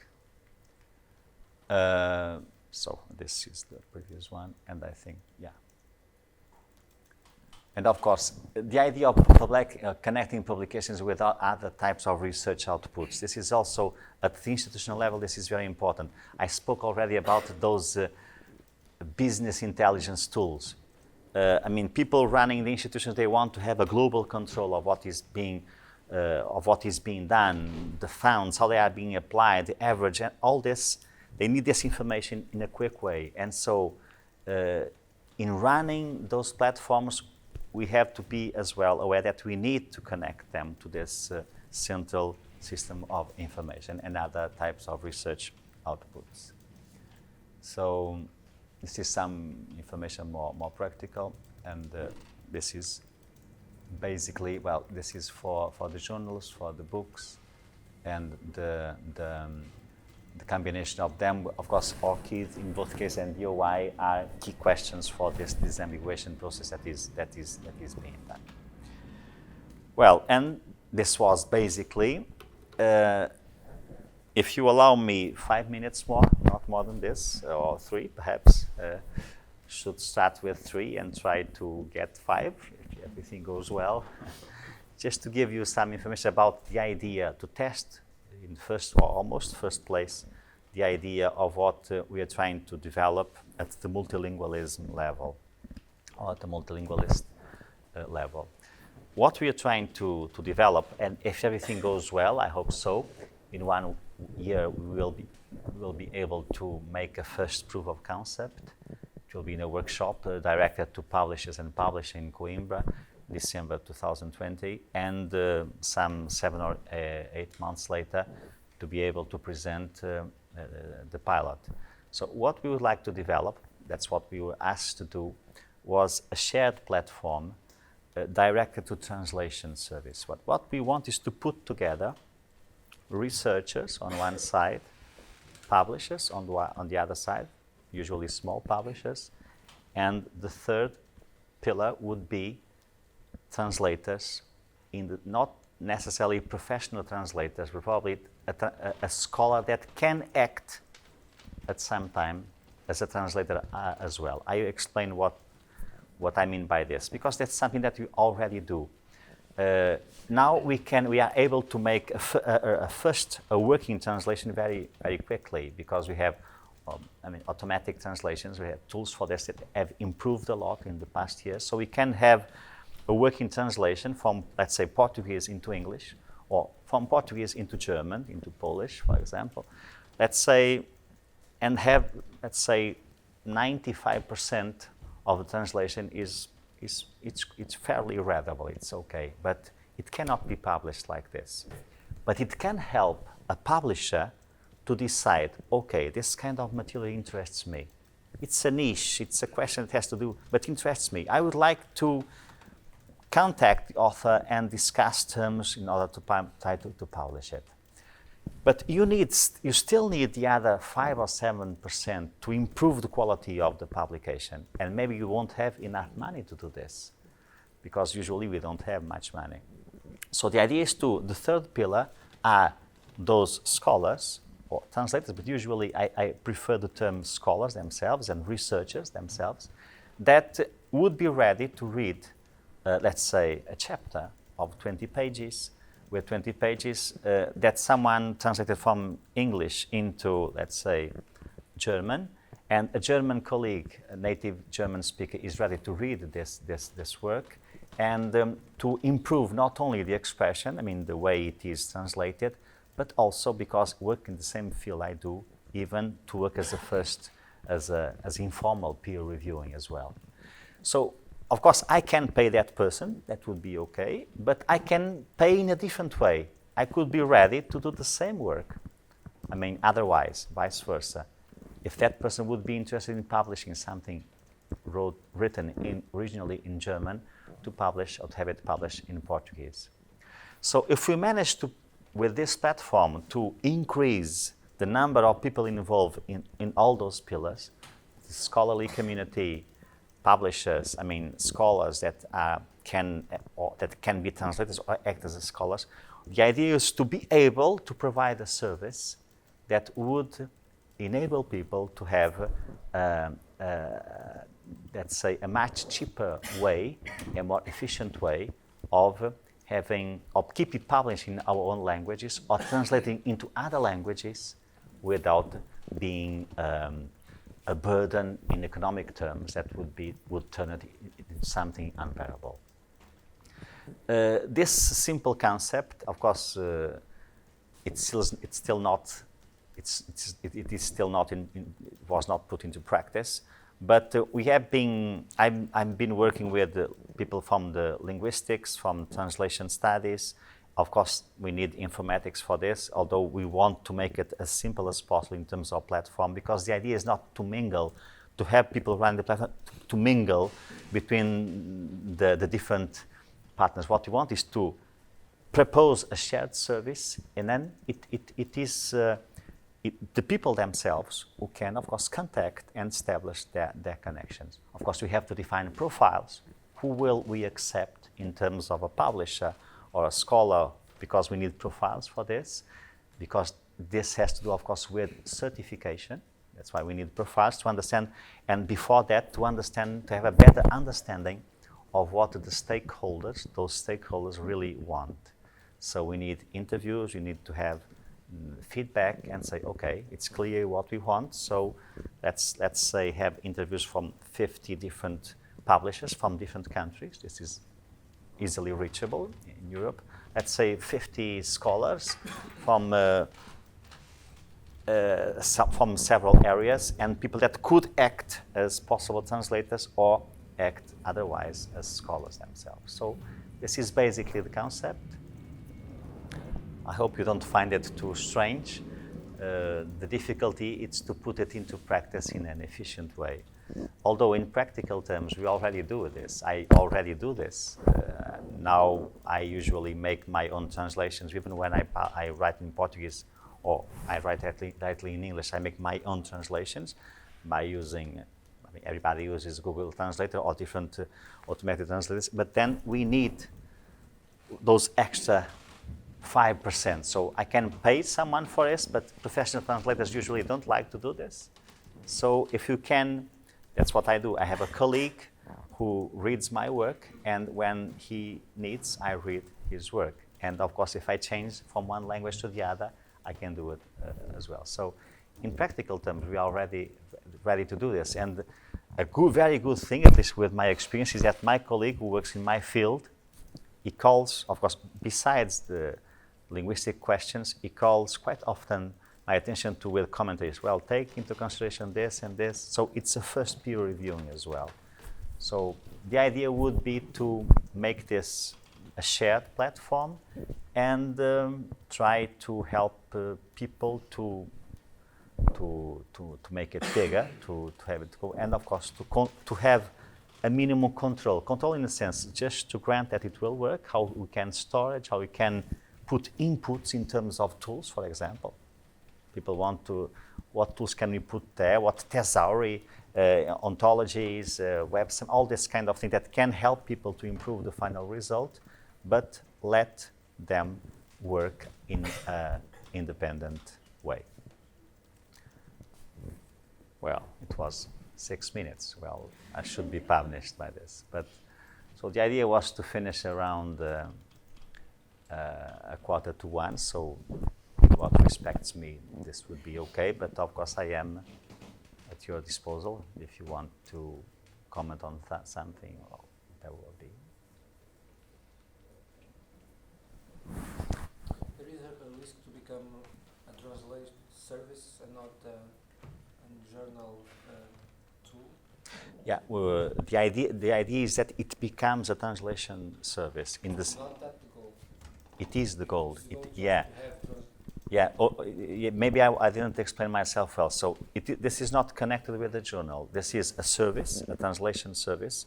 And the idea is to put, of course, you can have a director of a journal can be involved in it as a scholar or as a director, or a publisher can be. So the idea is that it really becomes a translation service.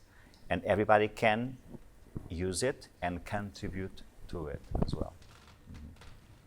because there are a lot some Professional work. Some communities that are doing the same in a Mhm. profitable way or Yes, without precisely. profit. Like we have a Portuguese startup that is Unbabel. Mhm. It's a community and people can pay or not for that kind of service. Yeah, it exists already. You're completely correct, and I mean, on a commercial basis, it works as well. So the idea is that among the service that we have, because we are going to be connected with a very big community, and the idea is that we identify this as a really need, and so, of course, there will always be other players, and that's perfectly okay. What we will try to do is that among the service that will be developed within the Opera's consortium, also a translation service, which is more than a translation because it can be, how will it evolve? We cannot control this. You can have open peer review associated with Precisely. Of course, we can own this, and this is ideas that already exist. You can build on this a community, for example, on linguistics. And the people you can, for example, you have a journal. Okay, to pick up your example, you have a journal. We'll try to make the best of it. What we will do, people involved in the scientific committee who come from, let's say, 10 different countries, they will be involved in this, and they will build a bigger community devoted, for example, not only to the question of translating, of checking translation, but also to open peer review. That would be great. So you have an added value to the process. The idea is to have the basic 3 pillars there. And how it will evolve, of course, only the future will say. But what you said, what you asked, for me makes completely sense. Yeah. I have a question, actually. I think this idea of shared work is wonderful. It's a way to go because it saves resources. But I believe that it's based on the assumption that there is an equal volume of work between languages. My question is, doesn't a native English speaker or native German speaker have a lot more volume of work than a Portuguese native speaker because it's a more Yes. demanded language? Yeah. So is this potentially unfair for those? That's why, of course, there's nothing that prevents that it can be involved a payment as well. Okay, if I were a professional translator, I could be there and say, okay, I would like to collaborate, but I have my price. I can do this very well, but this is my price. That's okay. You can do it on a kind of reciprocity, as you told, and very well. Probably people want to have a translation from Portuguese into English will be much more than the opposite. Although the opposite also happens, but will be It's more scarce. So I say, okay, I can do this, but this is my price, and then we can.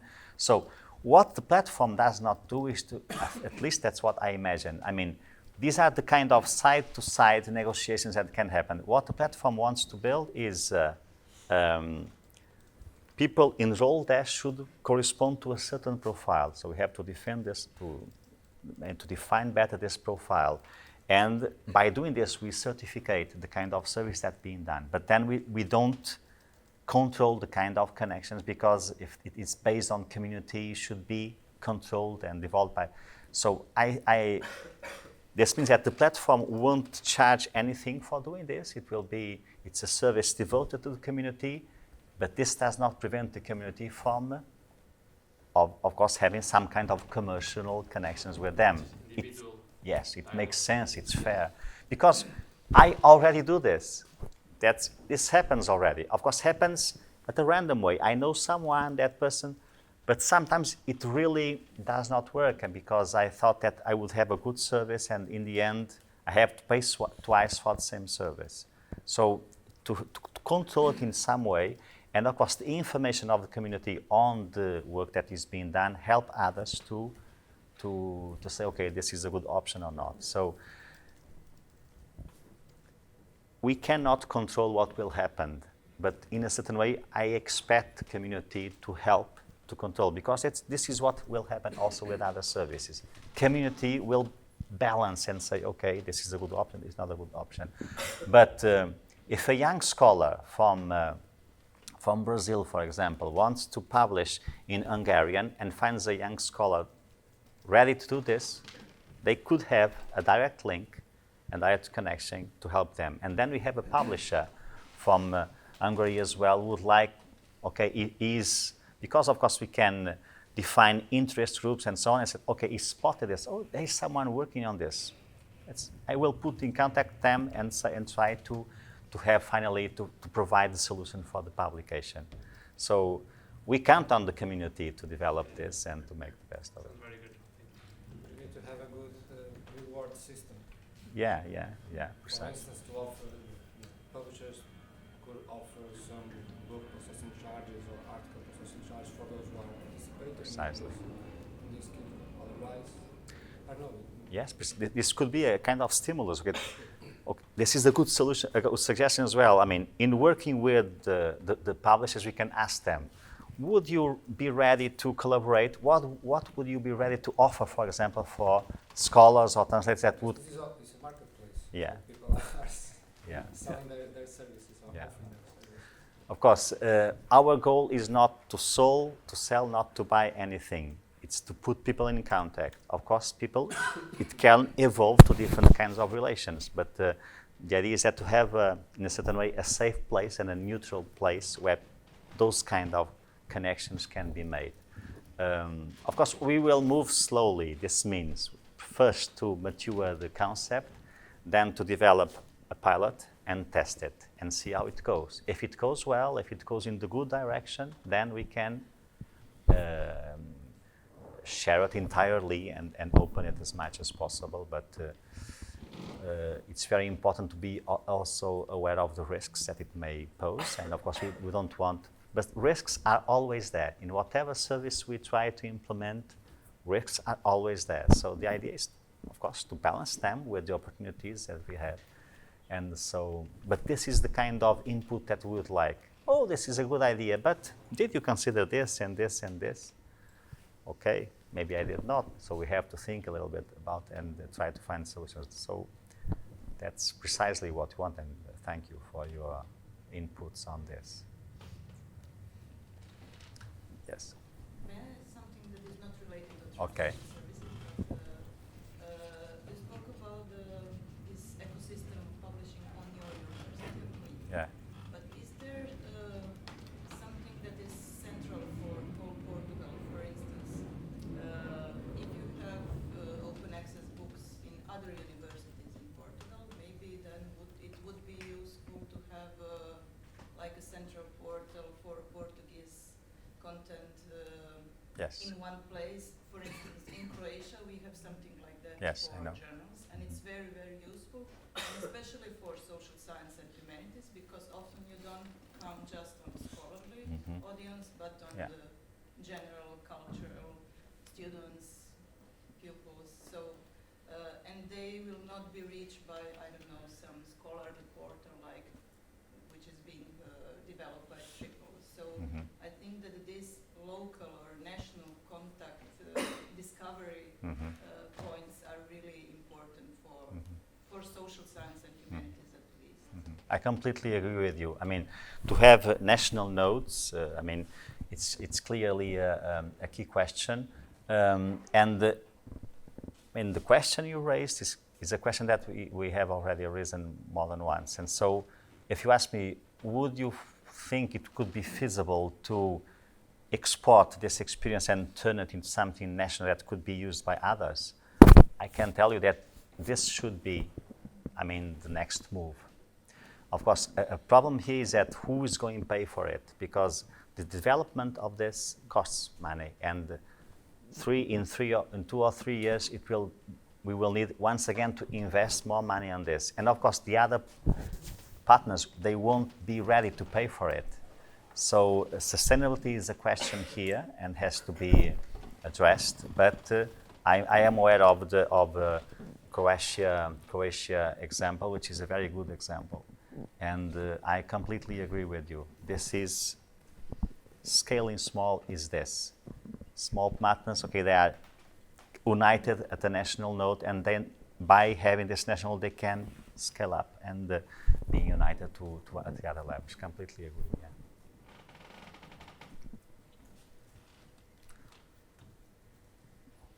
Well, Friday, 13, lunchtime, it's becoming dangerous, I think. We can continue the discussion at lunchtime. Okay. Thank you. Thank you very much.